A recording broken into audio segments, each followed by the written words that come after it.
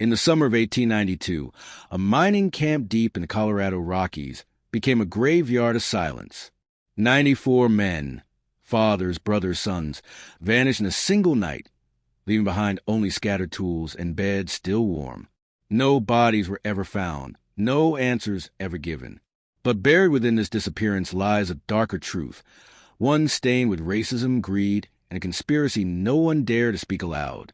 How could nearly 100 men disappear without a trace, and why did the world look the other way? Stay with me, because what happened here will chill you to the bone. The West of 1892 was painted as a land of opportunity, but for black men and immigrants, it was a land of survival. Mining towns rose overnight, promising steady pay for grueling work. Among them stood a camp outside Silverton, Colorado, where 94 men, mostly black freedmen and Mexican laborers, hammered away at the mountain for scraps of silver others refused to mine. Life in the camp was harsh, but steady. Days were filled with endless sweat and the roar of dynamite. Nights were carried by laughter, stories, and songs that echoed across the cold canyon walls. They worked not for wealth, but for dignity, to feed families who believed in them. For many, this camp was more than a job. It was the only place left that hadn't turned them away. But beneath the surface of this fragile community simmered resentment. White miners nearby sneered at the outsiders who took what little work they believed was theirs. Tensions brewed in the saloons, in whispered threats, in the hard stares that followed the men when they dared to come into town for supplies. The newspapers rarely spoke of them, except to blame them for falling wages and unrest. What no one in the camp could know was that the mountain they worked was worth far more than they'd ever been told. The silver veins stretched deep and rich, and powerful men had already decided who would profit and who would not. The disappearance of the 94 miners wasn't an accident. It was the inevitable strike of a match that had been waiting too long to burn. Whispers began weeks before the vanishing. Some of the men noticed their pay envelopes growing lighter. Deductions scribbled in without reason. Supplies arrived late, sometimes not at all. Men were sent into shafts without proper supports. And when accident happened, the injured were simply abandoned. Yet they endured, because for these men there was no choice. To leave meant hunger for their children, homelessness for their families. They worked through broken bones, frostbitten nights, and the constant sting of racism. But hostility outside the camp only grew. Local ranchers and rival miners claimed the men were stealing opportunity from white laborers. Churches denounced them as undeserving outsiders. Flyers appeared in town, warning that the colored and foreign element was poisoning the community. Each word pressed the camp further into isolation. One evening, a man named Elias, a black foreman whose booming laugh once carried to the canyon, stumbled back to camp beaten nearly to death. He'd been ambushed in town, warned never to return. His swollen face was a message. Leave, or something worse would come. Still, the men stayed. They had to. Then came the strike of lightning. One of the younger workers uncovered an unusually rich silver vein, far more valuable than the scraps they'd been promised. Word spread quickly. Too quickly. Within days, strangers appeared near the camp. Men on horseback who did not speak, but watched. Supplies stopped altogether. Rumors said a powerful mining company had bribed officials to claim the land, and the 94 men were simply an inconvenience.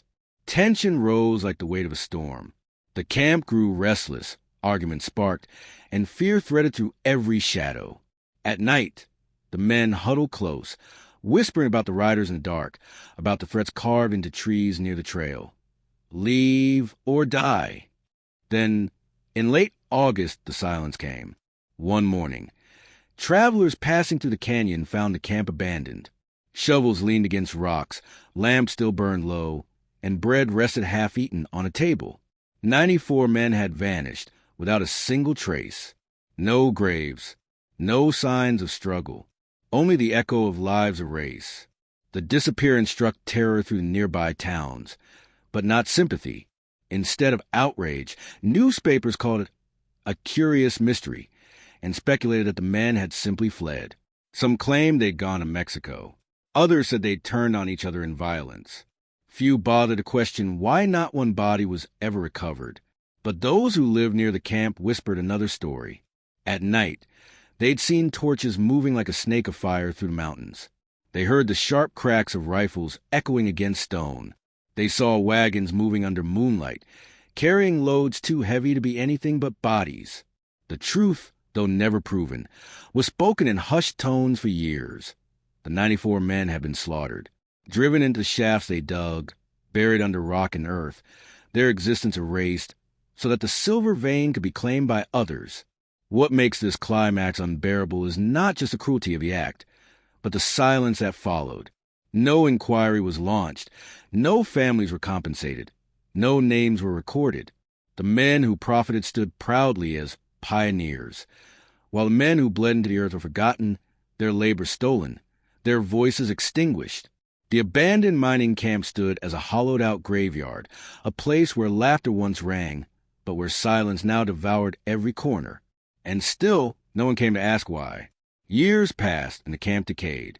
The forest swallowed the cabins, the shafts caved in, and snow buried the trails. Travelers who wandered near spoke of hearing distant voices carried on the wind, the sound of picks striking stone long after the men were gone. The land itself seemed unwilling to forget. Yet society did forget.